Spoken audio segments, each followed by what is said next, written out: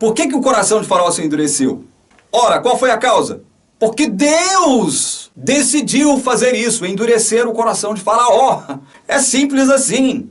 O coração de Faraó se endureceu, voluntariamente se endureceu, porque Deus assim o determinou. Isso não fez de Faraó um bonequinho nas mãos de Deus, uma marionete nas mãos de Deus. A mentalidade arminiana não admite a hipótese de que a soberania de Deus, né, ela é intocável, é algo inquestionável. Não há como você mexer na soberania de Deus. Não há como você eliminar a sabedoria de Deus a pretexto de manter o suposto livre-arbítrio. Entendeu? Um conceito que nós já estamos vendo, estamos estudando e já percebemos que não existe. Não é? Não existe. Então, quer dizer, ou você aceita a palavra de Deus que afirma tanto a soberania de Deus e a responsabilidade humana, ou você então deixa para lá. É melhor você deixar para lá. Veja bem, Paulo César, eu não vou deixar para lá, não. Eu sou Ezequiel Gomes, você está no canal Vem Senhor Jesus. Hoje continuamos a nossa saga, né, de estudo da Bíblia na perspectiva da teologia do mal, nos nossos embates, né, com a TV Caminho Livre, melhor conhecida também como TV Caminho Predestinado. E hoje a gente vai começar a entrar naqueles dilemas bem complicados da palavra de Deus, onde aparentemente Deus é o responsável pelo mal, né? E a gente vai falar um pouco sobre isso da perspectiva do clássico tema de que Deus endureceu o coração de Faraó, tá bom? Dá uma olhada nisso, eu acho que a gente tem muito a ganhar com o escrutínio desse tema a partir da palavra de Deus, ainda que não seja um tema fácil e simples, porque, inclusive, é exatamente a partir desse tipo de coisa que alguns veem uma linha muito tênue entre essa defesa de que Deus é bom e não faz o mal e os relatos bíblicos, em especial no Antigo Testamento, mas não somente, né? Existe lá no Novo Testamento também um monte de relatos, né? Por exemplo, Ananias e Safira, Deus vai lá e mata eles porque eles estão dizendo que deram todo o valor e não deram, então se você não der todo o seu valor lá para a igreja, Deus vai matar você. Acho que isso não é um Deus muito benevolente, né? Será que esse é um Deus mau? Depois tem todas as imagens apocalípticas, aquelas coisas bem pesadas, das pragas, que meio que ressoam um pouco, né? Toda essa linguagem também do livro do Êxodo e das pragas, e aí, esse lá é um Deus mau, um Deus apocalíptico? Então existem milhares de questões bem complicadas no Antigo e no Novo Testamento em relação a isso, e hoje a gente vai tratar de uma das mais clássicas, tá? Para tentar manter uma abordagem bíblica a respeito do tema. Então a gente começou lá com Jó, a gente passou para Gênesis, agora a gente está em Êxodo, e a gente vai assim avançando, né? Nesse momento da série falando sobre a teologia do mal. E adiante a gente vai então falar da doutrina da depravação total, do pecado humano e tudo mais, beleza? Fechou? Então vamos lá. Vamos fazer aí um resumo daquilo que o Paulo César fala, para a gente poder então fazer uma abordagem bíblica, né? Aí o Paulo César, inclusive, ele está nesse vídeo junto com um outro amigo, eu não coloquei nenhuma fala do outro amigo dele, inclusive coloquei ele ali como se estivesse na presença do próprio Faraó, né, para não deixar de fazer a brincadeira. O objetivo com essas brincadeiras não é denegrir ninguém, não. O objetivo é simplesmente ilustrar um pouco do que o Paulo César está dizendo. E o Paulo César está perguntando por que o coração de Faraó se endureceu? Qual foi a causa? E a resposta é porque Deus decidiu fazer isso, endurecer o coração do Faraó, simples assim. Por que o coração do Faraó se endureceu? Porque Deus quis, porque Deus decidiu, porque Deus decretou, porque Deus determinou. E aí o Paulo César provavelmente esteja relativamente ciente de que esse tipo de explicação para a situação do coração do Faraó evoca problemas muito graves, especialmente porque já foge da explicação toda a doutrina da depravação total no contexto da queda. tá? Veja, por exemplo, se o Paulo César respondesse assim, por que o coração do faraó se endureceu? Porque quando Adão e Eva pecaram, eles foram destituídos, né, da sua natureza santa, incorruptível, com livre-arbítrio e tal, e agora eles e agora os filhos que viriam depois disso já nasceriam, já estariam num contexto de depravação total, onde eles não podem fazer o bem, onde eles não podem escolher o bem, onde eles não têm capacidade de escolha na direção do que é bom, e eles só escolhem o que é mal de acordo com a sua natureza.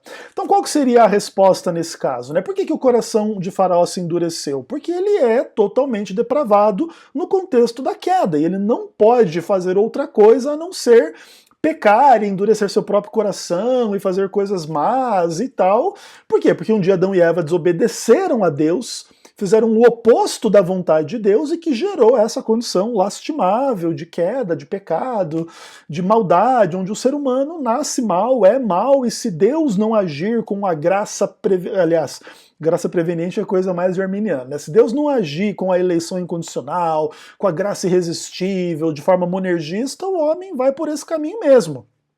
Então o máximo que poderia ser dito aqui é que o coração de Faraó se endureceu porque ele é um totalmente depravado, nascido no contexto da queda, e Deus não o regenerou de forma monergista, Deus não o elegeu, Deus não deu graça irresistível para ele, e sendo assim, a única coisa que ele pode fazer é o mal que aqui está ilustrado como endurecer o seu próprio coração, né? Porque isso é pecado, envolve pecado, a gente vai ler daqui a pouquinho nos textos bíblicos.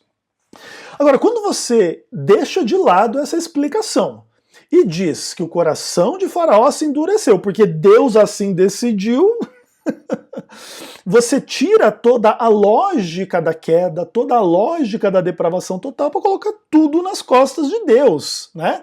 Deus assim quis. Então vamos pensar, Deus quis a depravação total, Deus quis a queda, Deus quis o mal, porque assim Deus quis, tudo aconteceu como foi, e aqui está o coração de Faraó endurecido porque Deus quis. Se assim de fato é, você não vai explicar simplesmente o endurecimento do coração de Faraó como obra de Deus, da vontade de Deus, do decreto e determinação de Deus, mas todo o pecado. Por que o filho de Davi estuprou a sua irmã lá? Esqueci o nome deles lá, enfim. Porque Deus determinou, porque Deus quis, porque Deus decidiu assim. Por que Judas traiu Jesus em troca de dinheiro e deixou o demônio tomar conta da vida dele? Porque Deus assim quis, Deus determinou assim e acabou. Por que tem um monte de gente que não crê em Cristo, não aceita Cristo, ou diz que crê, diz que aceita, mas na verdade é para roubar a igreja, é para destruir, é a heresia, é os falsos mestres, é por quê? Porque Deus aqui assim quis, Deus decretou assim, acabou. Se essa for a explicação da situação, Deus é o culpado de tudo. E aí o Paulo César percebe um pouco do problema, talvez já de antemão informado de que esse tipo de visão calvinista estúpida gera um monte de discussão. Não, o coração de Faraó se endureceu voluntariamente. Mas por quê? Porque Deus assim determinou. Então por que Deus não determinou que o coração dele voluntariamente não se endurecesse? Porque simplesmente não quis, ele preferiu que o coração endurecesse que não. Então por que Deus não decretou que livremente o estuprador não fosse estuprador? Porque ele quis que estuprasse. E aí você pode colocar na conta de Deus todos os pecados, e parabéns à TV Caminho Predestinado, que já coloca diante de nós esse Deus absolutamente diabólico que é o Deus do calvinismo, né? E ele tenta escapar dessa implicação. Não, isso não quer dizer que Faraó era um bonequinho, marionete na mão de Deus. Não quer dizer. Mas peraí, se o coração de Faraó se endureceu porque Deus determinou, não porque ele, Faraó, determinou, e Deus o puniu, ou Deus, no mínimo, permitiu, mesmo sendo algo contra a sua vontade, porque ter o coração duro é pecado, Deus não quer que tenha pecado, e etc. Não é isso não. Foi assim porque Deus quis assim. Então, na verdade, Faraó simplesmente cumpriu o decreto, cumpriu a determinação, cumpriu a vontade de Deus e não pode nem ser acusado de pecado, porque Deus obriga, ou manda, ou determina, ou decreta que você faça X. não pode ter pecado na realização do evento X, ou da situação X, ou o estar na condição X, tá? Isso aí que os calvinistas tentam fazer, querer dizer que o coração dele foi endurecido voluntariamente, que ele não era um bonequinho e tal, é simplesmente para tentar escapar da implicação óbvia, lógica, irrefutável de que Deus é que é o responsável pela situação, e para querer dizer que existe aí um mistério na relação entre a soberania de Deus e a responsabilidade humana, e o homem é responsável pelo que Deus decreta. Aí é uma coisa interessante. Os calvinistas adoram acusar os arminianos de que os arminianos querem colocar o homem no lugar de Deus, né? Que o livre-arbítrio é que é soberano, é que decide, é que é isso, é que é aquilo, né? E não, Deus é Deus e o homem não é Deus e ninguém pode colocar o homem no lugar de Deus. Mas veja bem, quando você coloca algo do tipo assim, o que o homem fez é o que Deus determinou, você acaba dizendo que o homem cumpre unicamente a determinação de Deus. O homem, nesse caso, né, ele está no lugar de Deus, no sentido de tudo o que ele faz é Deus que faz, é Deus que determina, é Deus que cumpre, é Deus que realiza, é Deus que decreta. Então não tem muito o que fazer, né? O calvinismo, de fato, é absolutamente incoerente e acaba tornando o homem a expressão simplesmente da vontade de Deus, do que Deus quer e ponto, e acabou. Inclusive nos seus pecados, nas suas maldades, nos crimes e em tudo aquilo que há de podre e imundo na natureza humana, no comportamento humano, na sociedade humana. Então Deus é o decretador do tráfico sexual de mulheres, estupro de crianças e tudo mais, e tudo mais, e tudo mais, né? Deus, inclusive, é o responsável pelo governo do PT, que acho que aí é o ápice, né, do mal, enfim, coisas nessa direção. Deus é responsável por tudo e acabou. E essa conversinha do tipo... Não, o homem é o responsável pelo que Deus decreta. É isso que é colocar o homem no lugar de Deus. Como é que o homem é responsável pelo que Deus decreta? É ridículo, é abominável e assim é. E aí o nosso amigo calvinista, ele não tenta resolver os problemas lógicos, ele simplesmente acusa quem pensa diferente. Não, o arminiano não crê dessa forma estúpida porque não admite a soberania intocável, inquestionável, que não há como mexer de Deus, porque não pode eliminar a soberania sob o pretexto do livre-arbítrio que nem existe, e ou você aceita a palavra de Deus que a soberania e a responsabilidade andam juntas, ou deixa pra lá, é melhor deixar pra lá. O animal, que conversa é essa de eu aceito a palavra de Deus? Se Deus decretou que eu aceite a palavra de Deus, eu aceito. Se Deus decretou que eu não aceito, eu não aceito. Não adianta você vir com esse papinho, ou você aceita. Que conversa é essa? Ou Deus me decreta para aceitar, ou ele me decretou para aceitar, ou não aceito. Por quê? Porque daí ele vai ter me decretado a não aceitar. Então é melhor você deixar pra lá, Paulo César. Mas beleza. A gente já sabe que a gente não pode esperar coerência desse tipo de gente. A gente não pode esperar razão, a gente não pode esperar fundamento, a gente não pode esperar lógica, a gente não pode esperar nada disso. Mas o que importa, na verdade, nem é nada disso. O que importa é se esse tipo de visão tem fundamento, de fato, numa leitura correta da Bíblia ou não. Ponto. Porque, basicamente, o Paulo César e tantos outros calvinistas vão justificar esse tipo de idiotice nas suas leituras bíblicas, né? E aí nós vamos dar uma passeadinha pelo livro do Êxodo hoje, tá bom? Então vamos dar uma olhada nisso aí, a gente vai ler muitos textos bíblicos, o vídeo vai ficar bem grande, quem não quiser não assista, inclusive porque esses vídeos não são feitos para ter muitas visualizações e likes e compartilhamentos e ser relevante. Aqui é para oferecer material de estudo bíblico a quem quer estudar a Bíblia, e sejam poucas pessoas, são todas muito bem-vindas, e o resto vão com Deus e Deus abençoe a todos, tá bom? Beleza. E aí vamos começar então a nossa jornada de estudo a partir de Êxodo capítulo 3, que é um dos textos mais extraordinários da Bíblia, quando Moisés tem aquele encontro extraordinário com Deus na sarça ardente e tudo mais, e ali Moisés ouve a voz de Deus, né, no verso 7, disse o Senhor: certamente vi a aflição do meu povo que está no Egito, ouvi o seu clamor por causa dos seus exatores, conheço-lhe o sofrimento. Por isso desci a fim de livrá-lo da mão dos egípcios, e para fazer subir daquela terra uma terra boa e ampla que emana leite e mel. E eu te enviarei a Faraó para que tires o meu povo, os filhos de Israel, do Egito. Aqui Deus mesmo estabelece os termos da situação. Ele conhece a aflição do povo, ele conhece o clamor, ele conhece o sofrimento, e por isso ele desceu para livrar o povo das mãos do Egito, para fazer o povo subir para uma terra que emana leite e mel, e agora ele vai enviar Moisés a Faraó para que ele tire o povo, os filhos de Israel, do Egito. Ponto. Então aqui está estabelecido o cronograma do que Deus sabe e do que Deus vai fazer com isso que ele sabe. Ele sabe que o povo está sofrendo, que o povo está clamando, que o povo está passando por um momento de aflição, e ele veio resolver o problema, beleza? E ele vai resolver o problema, e parte dessa resolução é enviar Moisés a Faraó, né, para tirar o povo do Egito. Isso vai acontecer, beleza?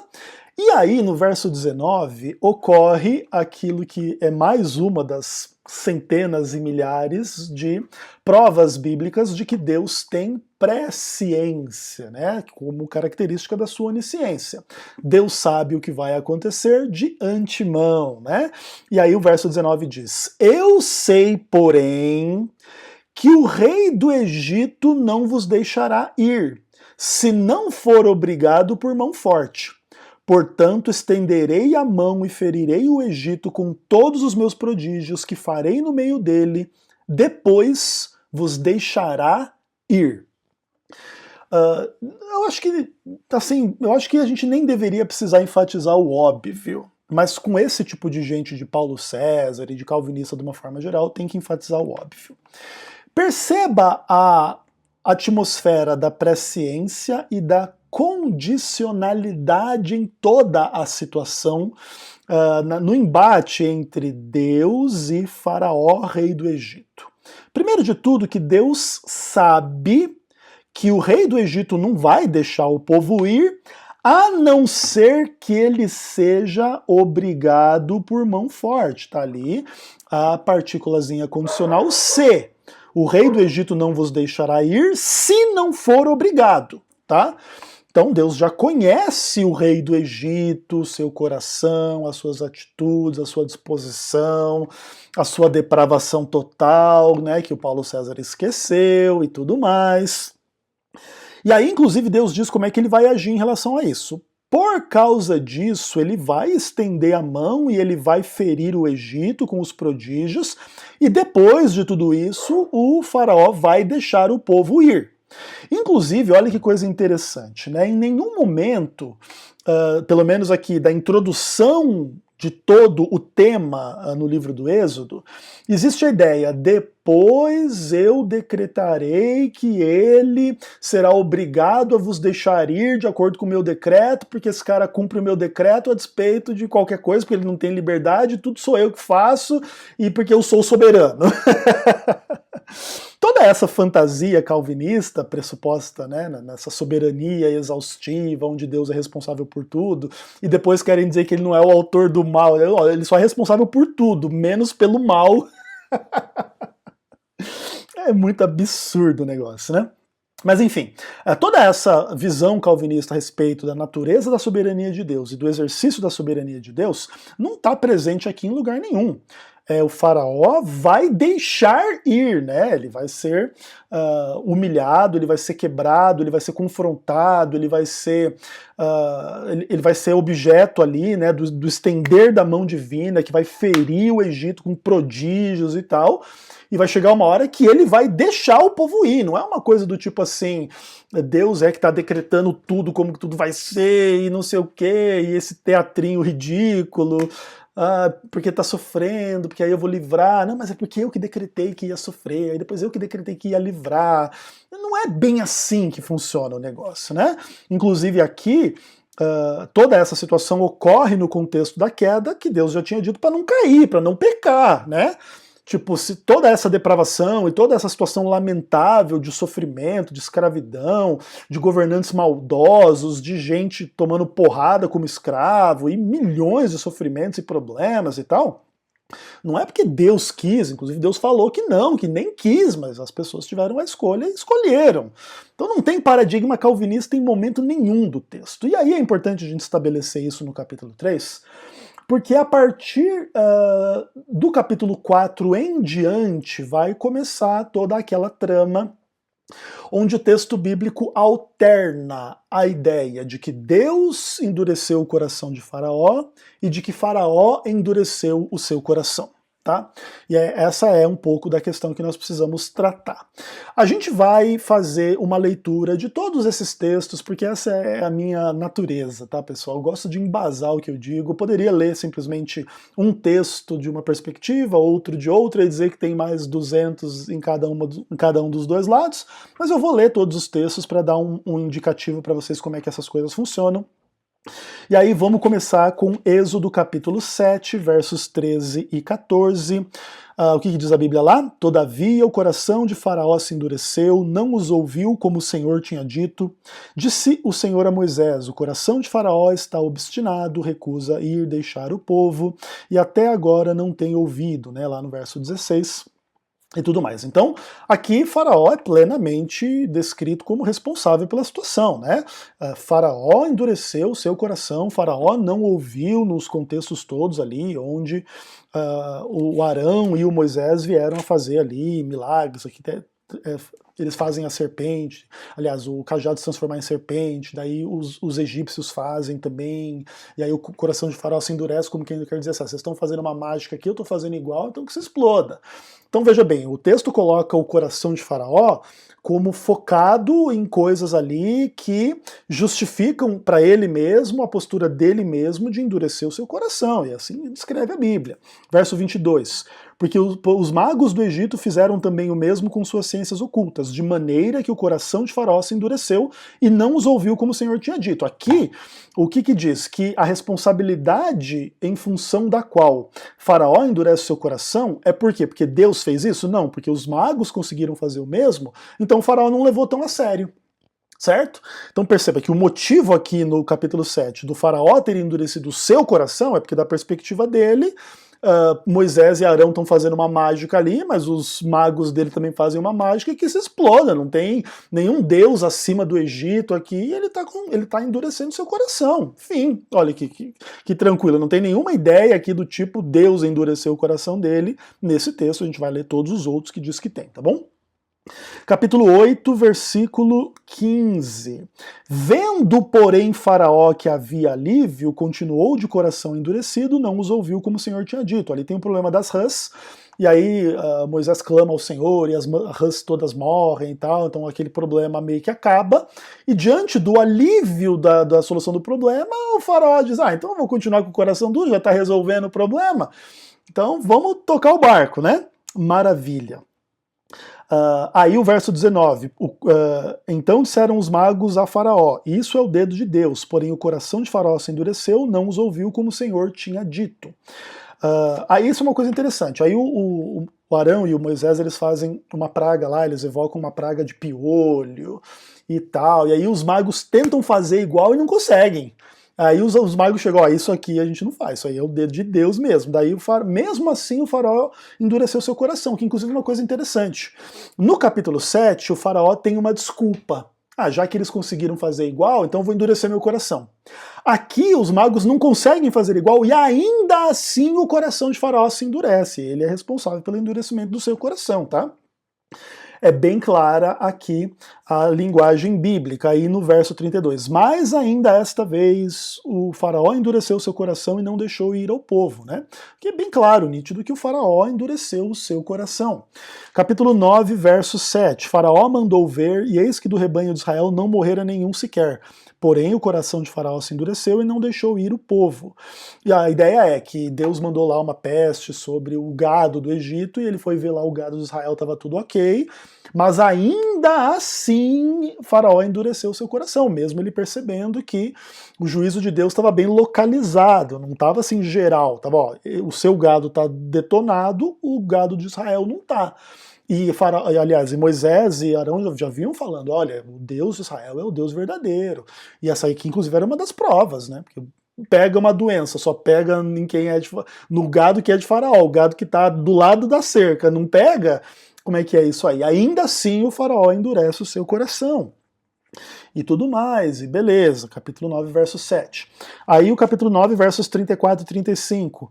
Tendo visto Faraó que cessaram as chuvas, as pedras e os trovões, tornou a pecar, e endureceu o coração ele e seus oficiais. Assim Faraó, de coração endurecido, não deixou ir os filhos de Israel, como o Senhor tinha dito. Aí é o que eu estava falando lá no começo do vídeo. O que Faraó fez ao endurecer o seu coração é pecar. Agora você vai dizer que Deus mandou ele pecar, que Deus fez ele pecar, e Deus é o autor do pecado. É simples assim, tá bom? Então aqui é pecado o que Faraó está fazendo. E aí o último texto desta ênfase, capítulo 13, verso 15, sucedeu, pois, que endurecendo-se Faraó para não deixar o povo sair, o Senhor matou todos os primogênitos na terra do Egito, desde o primogênito do homem até o primogênito dos animais. Por isso sacrifício ao Senhor todos os machos que abrem a madre, porém todo primogênito ele resgata. Então aqui a ideia é que o Faraó se endureceu para não deixar o povo sair, e então Deus respondeu a esse endurecimento do coração, matando os primogênitos na terra do Egito, na última praga, e aí, de fato, o Faraó vai deixar o povo ir, aí o coração de Faraó vai ser endurecido por Deus, e ele vai perseguir o povo, e aí Deus vai ser glorificado abrindo o Mar Vermelho, livrando Israel, e o Mar Vermelho engolindo o Faraó e seu exército, tá bom? Maravilha?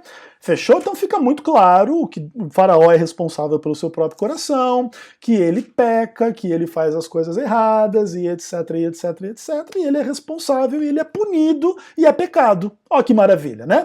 Beleza, aí então começa um pouco da complicação da linguagem bíblica relativamente à ideia de que Deus é o que está endurecendo o coração de Faraó, e vamos ler todos os textos também, né?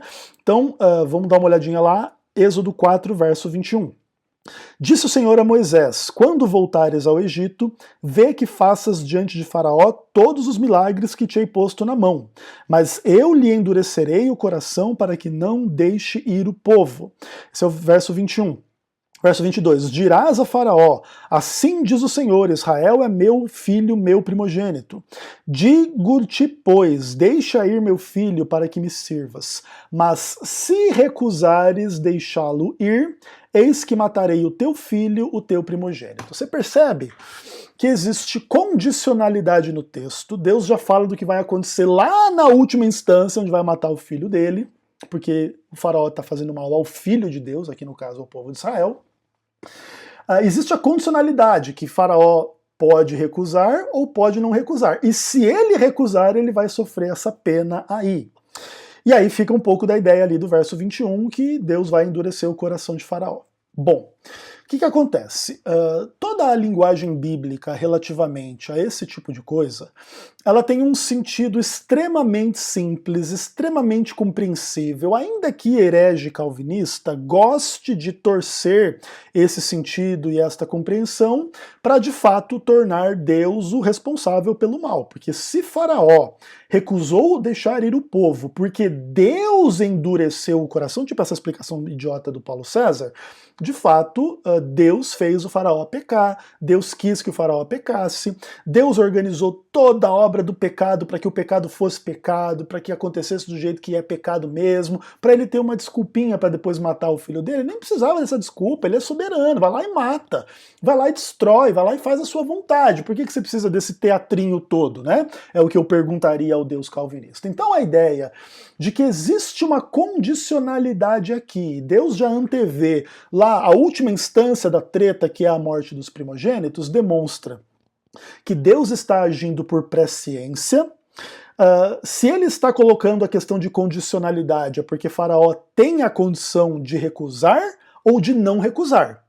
E se ele recusa, ele está fazendo isso livremente e será punido por isso. E inclusive a imagem de que Deus endurece o seu coração é exatamente a imagem de que Deus o pune com aquilo que ele mesmo escolhe. Nós lemos dezenas de textos, inclusive a gente vê que existem 10 textos bíblicos falando de que Deus endureceu o coração de Faraó e de que Faraó endureceu o seu próprio coração. É paralelo aí a quantidade de textos dos dois lados. Então a ideia é que quando Deus endurece o coração de Faraó, Deus está punindo Faraó com aquilo que Deus sabe que Faraó escolheu e vai continuar escolhendo até que ele cumpra o que ele já falou lá em Êxodo 3. Que Faraó não iria deixar ir a não ser que fosse obrigado, e por isso ele iria estender a mão na situação aí, e ele iria colocar a sua mão sobre a terra do Egito, e ele iria conduzir toda essa situação e fazer os seus milagres e fazer a sua obra, e etc., pela qual inclusive ele seria reconhecido como Deus de Israel, e toda a Bíblia está construída um pouco debaixo dessa ideia aqui, tá? Essa comunidade do livro do Êxodo aqui, etc., que Deus tira lá do povo do Egito, ganhando o seu grande nome, etc., é toda a história do Êxodo, tá bom? Então, assim, parte desses milagres, parte desses juízos sobre o Egito é o endurecimento do coração de Faraó. Mas a responsabilidade por esta situação é, primeiro de tudo, do contexto da queda, que Deus já tinha dito que nem era para ter a queda, né, que não era para comer o fruto do conhecimento do bem e do mal, e do coração do Faraó, que é obstinado, que não crê, que não aceita, que diante do alívio da praga já continua no mesmo caminho, até que Deus vai e vá até as últimas consequências. Então, quando a Bíblia diz que Deus assim faz, está simplesmente implicado ali que Deus está punindo o Faraó com aquilo que Faraó escolheu, tá bom? A gente pode ler todos os outros textos, capítulo 7, verso 3.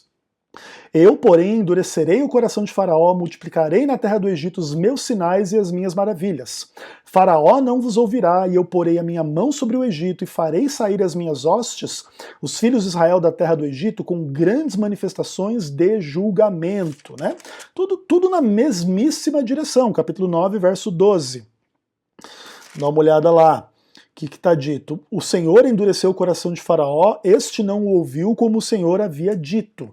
Capítulo 10, verso 1. Vai ter com Faraó, porque lhe endurecerei o coração e o coração de seus oficiais, para que eu faça esses sinais no meio deles, e para que eu contes a teus filhos e aos filhos dos teus filhos como zombei dos egípcios, e quantos prodígios fiz no meio deles, para que saibais que eu sou o Senhor. Aqui o Deus do Salmo 2, verso 4, se manifesta de uma forma muito interessante, né? Deus está endurecendo o coração de Faraó, inclusive isso aqui é descrito como zombando de Faraó, punindo Faraó, julgando Faraó, com o objetivo de que essa história seja contada e que as pessoas saibam que Deus é o Deus de Israel, que o Deus verdadeiro é o Deus de Israel. Capítulo 10, verso 20, o Senhor endureceu o coração de Faraó, este não deixou ir os filhos de Israel. Verso 27, o Senhor, porém, endureceu o coração de Faraó, este não quis deixá-los ir. Capítulo 11, verso 10. Moisés e Arão fizeram todas essas maravilhas perante Faraó, mas o Senhor endureceu o coração de Faraó e não permitiu que saíssem da sua terra os filhos de Israel. O que mais? Capítulo 14, verso 4, verso 8 e verso 17. Endureceu o coração de Faraó para que os... Aliás, Deus diz, né? Endurecerei o coração de Faraó para que os persiga, e serei glorificado em Faraó e em todo o seu exército, e saberão os egípcios que eu sou o Senhor. Porque o Senhor endureceu o coração de Faraó, rei do Egito, para que perseguisse os filhos de Israel, porém os filhos de Israel saíram afoitamente. Eis que endurecerei o coração de Faraó, para que vos sigam e entrem no mar. Serei glorificado em Faraó e em todo o seu exército, nos seus carros e nos seus cavalarianos. E os egípcios saberão que eu sou o Senhor, quando eu for glorificado em Faraó, nos seus carros e nos seus cavalarianos. E aí chega no ápice lá do capítulo 15, onde você tem, depois de que os egípcios perecem no mar, aquele grande cântico de louvor de Moisés e Miriam e aquela coisa toda, né? Inclusive referido lá no livro do Apocalipse, que vai falar depois, né, do êxodo antitípico, vamos chamar assim, onde os seguidores de Cristo cantam o cântico de Moisés e do Cordeiro e etc. Né? Então o que acontece? Se você de fato quiser usar essa imagem toda para concluir que Deus é o responsável pelo endurecimento do coração de Faraó, você vai ter que dizer que Deus é o responsável por pecado, que Deus é responsável pelo mal, que Deus é responsável pela desobediência, e que Deus, inclusive se assim for responsável pelo pecado, pelo mal e pela desobediência, os seus juízos são os juízos do hipócrita em cima daquele que é a vítima, porque aí Faraó vira a vítima, né? Faraó não tem responsabilidade nenhuma na situação, ele não endurece o seu coração, tudo mentira esses textos aí que dizem que ele endureceu o seu coração, na verdade foi Deus que endureceu o coração dele, e agora Deus o pune porque Deus endureceu o coração dele. Não faz sentido nenhum, né? Inclusive por isso a gente diz que todas essas imagens bíblicas que Deus endureceu o coração de Faraó indicam que Deus puniu Faraó com aquilo que Faraó escolheu e que Deus sabia que Faraó iria escolher, dada a presciência absoluta de Deus, que inclusive já está estabelecida desde antes dessa dinâmica acontecer lá no Êxodo capítulo 3. Eu sei que Faraó não vai deixar vocês ir, a não ser que eu faça isso e aquilo. E os juízos de Deus sobre o Egito e sobre Faraó, inclusive incluem o endurecimento do coração de Faraó como punição, como permissão de Deus para que ele faça aquilo que ele escolheu fazer e para que ele vá até as últimas consequências e para que ele sofra a última consequência, que inclusive é ser destruído lá no mar e etc. E ver Israel, aliás, e não ver Israel do outro lado louvando a Deus liberto do povo do Egito. E aí essa basicamente é a história fundamental de fundação do povo de Deus, do povo de Israel. E aí, essa mentalidade toda e essa história toda, que aqui está descrita como base da revelação, ela vai ser descrita o tempo todo, né, para falar de Deus. É o Deus de Israel. Quem é o Deus de Israel? É aquele que desceu lá na terra do Egito e livrou o povo de Israel. É simples assim, né? Toda referência a Deus como Deus de Israel é uma referência ao Êxodo, tá? E naturalmente você pode entender que esse Deus é o Deus da criação, é o Deus lá do Gênesis também. Né? É um Deus só. Inclusive, quando você chega no Novo Testamento para a ideia de que Jesus Cristo é Deus, quem é esse Deus que é Jesus Cristo? É o Deus de Israel. Cristo é o próprio Criador, Cristo é o próprio Salvador, Cristo é o próprio libertador da terra do Egito, inclusive ele é o anjo que vai na frente, que vai atrás, que faz isso, que faz aquilo, ele é aquele que endurece o coração de Faraó. E se você quiser dizer que ele faz isso não como contexto de punir Faraó pelo que Faraó escolheu, mas como, de fato, a sua verdade, a sua vontade, então Cristo é o pecador, Cristo é o maligno, Cristo é o hipócrita, Cristo é o cara que faz as coisas absolutamente contrárias à justiça, à verdade e à realidade. Se você quiser ter esse tipo de implicação sobre a identidade de Cristo, é problema seu, basta você ser calvinista que assim funciona. E é óbvio que os calvinistas não entendem da forma como eu estou explicando, é óbvio que os calvinistas discordam, é óbvio que os calvinistas tentam dizer que na verdade não é bem assim, e inclusive é uma coisa engraçada, né? Porque eles querem que Jesus seja o responsável por absolutamente tudo, ou Deus responsável por absolutamente tudo, mas não é responsável pelo mal, não é responsável pelo pecado, não é o criador do mal, não é o criador do pecado. Ou é tudo, ou Deus é responsável por tudo, e isso inclui o pecado, ou Deus não é responsável por tudo, amigos. É simples, tá? É bem simples. E aí, essa mentalidade toda, que é a mentalidade bíblica, ela começa a amadurecer de uma forma muito interessante lá no Novo Testamento, onde a gente tem um pouco do ápice do desenvolvimento desse tipo de pensamento, onde os apóstolos eles vão tirar algumas conclusões em função desse tipo de ideia, à luz, inclusive, de contextos mais presentes aí no Novo Testamento, nos desenvolvimentos do que ainda na época era profecia, mas queria se cumprir na história da igreja. E aí eu gostaria de terminar a reflexão com vocês, para vocês entenderem um pouco da lógica que eu estou imprimindo aqui sobre a história lá do Êxodo e do coração do faraó, sobre dois textos muito importantes da Bíblia. O primeiro deles é 2 Tessalonicenses capítulo 2, versos 9 a 12. Então a gente vai dar uma lidinha lá nesse texto, que vai nos ajudar a, inclusive, elucidar o dilema, né, do endurecimento do coração do faraó, quando a Bíblia diz assim para nós, tá? O aparecimento do iníquo é segundo a eficácia de Satanás, com todo o poder e sinais e prodígios da mentira, e com todo o engano da injustiça aos que perecem. Por quê? Porque não acolheram o amor da verdade para serem salvos. Por esse motivo, Deus lhes manda a operação do erro, para darem crédito à mentira, a fim de serem julgados tantos quantos não deram crédito à verdade. Antes, pelo contrário, deleitaram-se com a injustiça. E agora eu quero aplicar esse texto e a lógica desse texto à situação do Êxodo e Faraó, beleza?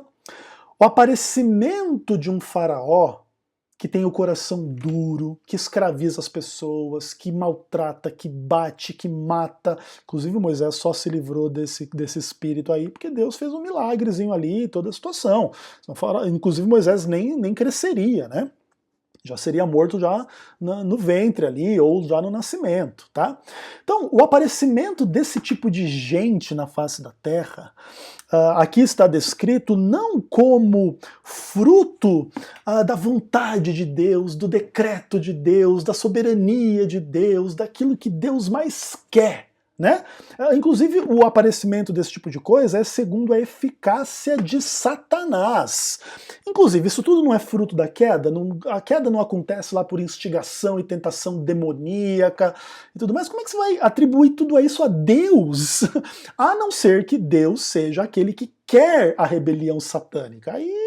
Aí acabou a conversa. Não tem mais um Deus bom, não tem mais um Deus justo, não tem mais um Deus verdadeiro, não tem mais, inclusive, um Deus que discorda do diabo. Agora tem um Deus simplesmente que usa seu maravilhoso servo, o diabo, para fazer a sua vontade, o seu decreto, e acabou. Mas essa não é a mentalidade bíblica, né? Aqui o aparecimento do iníquo, que no caso aqui é o anticristo, mas que naturalmente tem como seu protótipo, um dos seus fortes protótipos, o faraó do Egito, é segundo a eficácia de Satanás, não segundo a vontade de Deus e o seu maravilhoso decreto, tá? E inclusive aqui Satanás age com todo o poder, sinais e prodígios da mentira e com todo o engano. Inclusive é como se Satanás, de alguma forma, agisse mais ou menos como se fosse o Deus do Êxodo, ainda que na direção do mal e não na direção do bem. Agora, se o calvinismo estivesse correto, imagina, né, que Deus seria a força, a personalidade, a vontade por detrás da obra diabólica, com o objetivo de fazer sinais e milagres e prodígios, e enganar e mentir, matar e destruir, condenar e mandar todo mundo pro inferno. Ou seja, nesse caso, né, nessa leitura, Deus seria demoníaco. Aqui no caso, o diabo, ele age com poder, com prodígio, com a mentira, com o engano e tudo mais, como, tipo assim, quem faz uma contrafação. Deus é poderoso na direção do bem, o diabo é poderoso na direção do mal. Deus faz milagres para salvar, para esclarecer, para trazer a verdade. O diabo faz milagres para matar e destruir e enganar. Inclusive, que é uma coisa interessante. O fruto de toda a história lá no Êxodo é a revelação bíblica da verdade, que Deus é o Criador, que Deus é o Deus de Israel, que Deus deu uma lei a Israel, e todo o desenvolvimento da história, que culmina em Cristo, a salvação vem dos judeus, e aí aquela coisa toda, né? Tudo tá aí, tá no contexto de revelar a verdade, mostrar a verdade, conduzir a salvação. Os enganos diabólicos, eles vão no caminho oposto, né? O diabo, ele quer o que? É enganar, ele quer destruir, ele quer roubar, ele quer fazer o mal, ele quer a injustiça e etc e tal. E aí, o que acontece? O que o texto diz, né? Que o aparecimento do iníquo é segundo a eficácia de Satanás, que age com poder, sinais, prodígios, mentira e engano, mas esses enganos, esses prodígios, essas mentiras, eles têm um foco bem especial nas pessoas que não acolhem o amor da verdade para serem salvas. E aí veja, por exemplo, como que a Bíblia descreve lá o faraó. que Moisés foi lá e falou com ele, falou do povo de Israel, falou da história, como que aconteceu, como que não aconteceu, inclusive com a ideia de que se o faraó não rejeitasse, etc., até seria salvo, vamos pensar assim, né? Se ele não agisse na direção do endurecimento do seu coração e tudo mais, ele não teria o seu filho morto, ele não sofreria todas aquelas pragas e etc., né?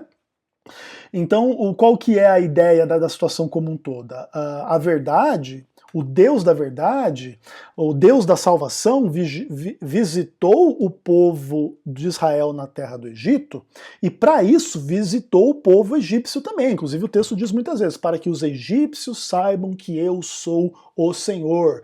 Depois inclusive vai ter aquele populacho lá que vai no meio, que também é uma situação bem interessante, onde eles aparentemente temem a Deus, creem em Deus, se unem ao povo de Israel, mas depois também vão criando um pouco de intriga, um pouco de reclamação e murmura. É uma situação bem interessante. Seja como for, a ideia é, se aqueles próprios egípcios que formaram o populacho que foi junto com o povo de Israel, se eles de fato se arrependessem, se convertessem, crescem no Deus de Israel, seriam inclusive salvos, né? Então, onde que Satanás age com esse engano, com essa mentira, com essas coisas todas? É naqueles que não acolhem o amor da verdade para serem salvos. E aí Faraó, seu exército e seu povo, e todos aqueles que seguem nesse caminho, né?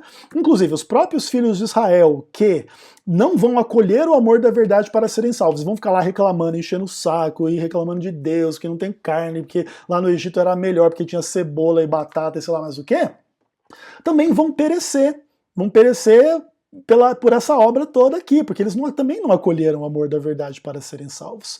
E é por esse motivo que Deus manda a operação do erro. É mais ou menos como dizer, é por isso que Deus endureceu o coração de Faraó, é por isso que Deus endureceu o coração de cada um lá no deserto, lá, inclusive que fala, né, não endureçais o vosso coração. Por quê? Porque eles endureceram e foram punidos por isso, e por isso Deus manda a operação do erro.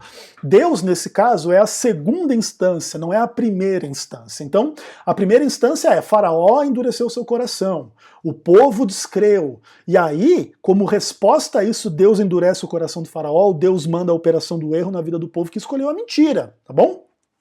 E essas imagens, elas têm por objetivo dizer que Deus está no controle, a despeito da rebelião do povo, da rebelião do diabo, da rebelião de Faraó, e agora Deus está punindo o diabo, punindo Faraó, punindo o povo com aquilo que eles mesmos escolheram. Tá? Essa que é a verdade, e Deus faz isso nesses termos. Agora seria absolutamente o inverso e a hipocrisia absoluta, Deus ser o responsável por essa situação, e aí a partir do momento que a situação se cumpre de acordo com a soberania de Deus, ele vai lá e pune.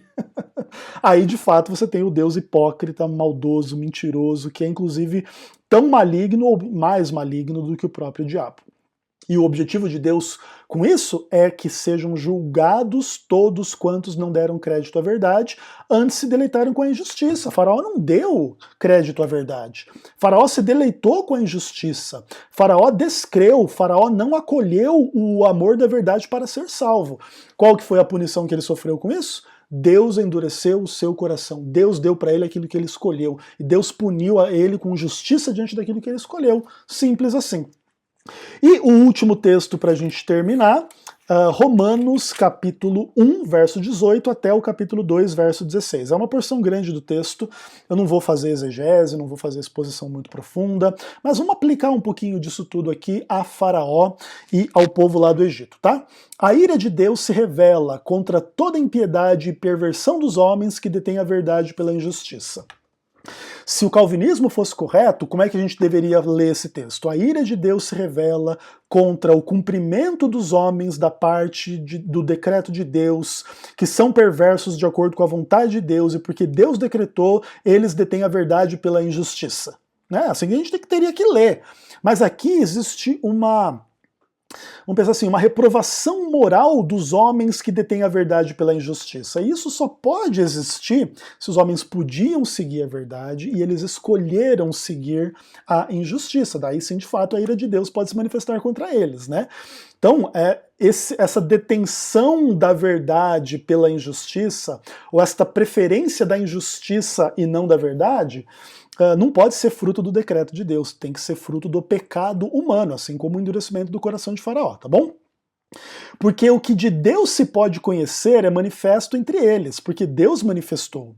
Os atributos invisíveis, como seu eterno poder, como sua própria divindade, claramente se reconhecem desde o princípio do mundo, sendo percebidos por meio das coisas que foram criadas. Os homens, por isso, são indesculpáveis. Então Faraó era indesculpável. Porque, inclusive, além dele receber a revelação natural, que aqui está implícita, que demonstra o poder invisível, o poder eterno, a divindade de Deus e tudo mais, além disso, ainda Faraó recebeu revelação especial. Olha, Israel é o meu povo, olha, eu quero que meu povo saia, me ofereça uma festa no deserto, eles vão fazer sacrifícios, então tem toda a ideia da fé sacrificial ali.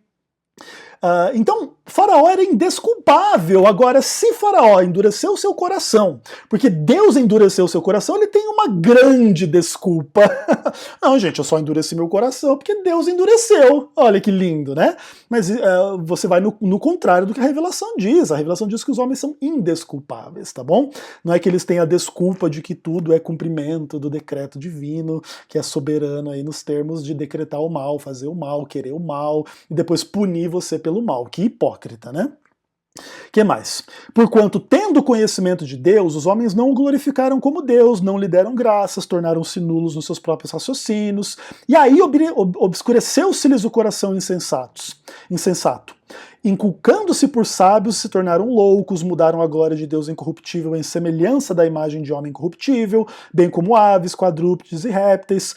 Por isso Deus entregou tais homens à imundície, pelas concupiscências do seu próprio coração, para desonrar seu corpo entre si e tudo mais. Aí a ideia é que o Egito, inclusive, adorava esses deuses em forma de ave, em forma de réptil, em forma de não sei o que. Inclusive dizem que aquelas pragas todas têm a ver com esses deuses. O que mais? Eles eram extremamente imorais sexualmente, diz que os estudiosos aí da cultura egípcia diz que eles eram pedófilos, faziam sexo com as crianças e tudo mais, e faziam essas coisas. E o que está dizendo aqui? Por que isso tudo aconteceu? Porque Deus assim quis? Não, porque Deus entregou os homens às concupiscências do seu coração. Deus não é responsável pelo que está acontecendo no coração dessas pessoas aqui. Não, Deus é responsável por todo o pecado. Mas o fato é que Deus entrega esses homens à concupiscência que eles escolhem. E aqui é a mesma coisa que aconteceu com o Faraó, tá bom? E por quê? Porque eles mudaram a verdade de Deus em mentira, eles adoraram e serviram a criatura em lugar do Criador, o que é bendito eternamente. E por causa disso, Deus entregou às mulheres a paixões que mudaram o modo natural das relações, que era contrário à natureza, semelhantemente os homens, eles cometeram torpeza, recebendo em si mesmos a merecida punição do seu erro. Se Deus fosse o responsável pelo que acontece no coração tanto do faraó quanto das pessoas em geral, por que Deus iria punir as pessoas pelo que está no coração delas? Seria estúpido demais. Agora, o que Paulo diz? Que as pessoas que recebem punição, elas recebem uma punição merecida pelo seu erro. Então o erro é delas, não é de Deus. É elas que escolhem o mal, não é Deus que decreta que elas vão escolher o mal. Como a explicação, né, da situação. E por haverem desprezado o conhecimento de Deus, o próprio Deus os entregou a uma disposição mental reprovável para praticarem coisas inconvenientes. É exatamente a mesma situação lá do faraó, porque ele escolheu endurecer o seu coração, ele teve o seu coração endurecido. Porque as pessoas escolheram o que é mentalmente reprovável, Deus os entregou ao que é mentalmente reprovável. E aí eles se tornaram cheios de toda injustiça, malícia, avareza, maldade, inveja, homicídio, contenda, dolo, malignidade, difamação, calúnia, não gostam de Deus, são insolentes, soberbos, presunçosos, inventores de males, desobedientes aos pais, insensatos, pérfidos, sem afeição natural e sem misericórdia. Esse é Faraó. Esse é o povo do Egito, esse é o povo do mundo sem Deus que prefere o pecado. Agora você vai dizer que isso é culpa de porque Deus fez isso aí no coração das pessoas? E ora, conhecendo eles a sentença de Deus, os que são passíveis de morte os que praticam essas coisas, não somente o fazem, mas também aprovam os que assim procedem. Então o faraó não estava lá junto com os seus oficiais, um apoiando o outro, é isso mesmo, não vamos deixar o povo ir não. E eles estão lá, ó, se congratulando, dizendo que vai dar tudo certo, endurecendo o seu coração e como resultado tendo seu coração endurecido, como essas pessoas aqui.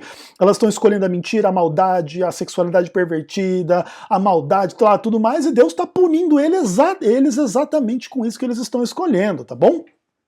E aí Paulo tira um pouco do foco dos gregos aqui, dos pagãos de uma forma geral, e vai colocar o foco nos judeus, e o resultado é o mesmo: és indesculpável, ó homens, quando julgas a quem quer que seja, porque no que julgas a outros a ti mesmo te condenas, porque praticas as coisas que condenas. E sabemos que o juízo de Deus é semelhante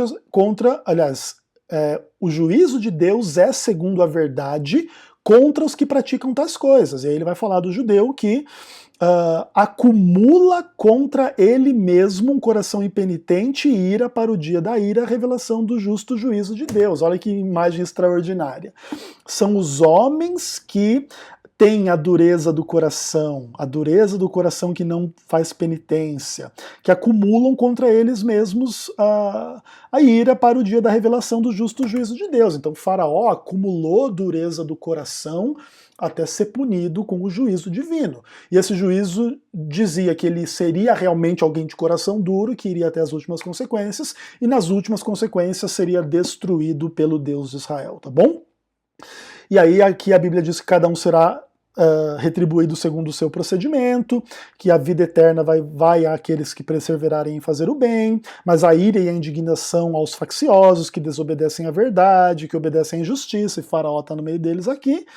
E a tribulação e a angústia virão a qualquer homem que fez o mal. Inclusive veio essas tribulações e angústias sobre Faraó também, inclusive no contexto dele perder o primogênito, depois dele perder lá a vida e o exército dele lá no Mar Vermelho. Porém a glória, a honra e a paz a todo que pratica o bem, porque para com Deus não há acepção de pessoas, né? Diz aqui Romanos 2, verso 11. Então é o contrário do calvinismo. É muito engraçado, assim. Tudo é absolutamente o contrário do que o calvinismo conclui. Assim, todos que pecaram sem lei perecerão, e todos que com lei pecaram mediante a lei serão julgados, porque não basta ouvir a lei para ser justo, tem que praticar a lei.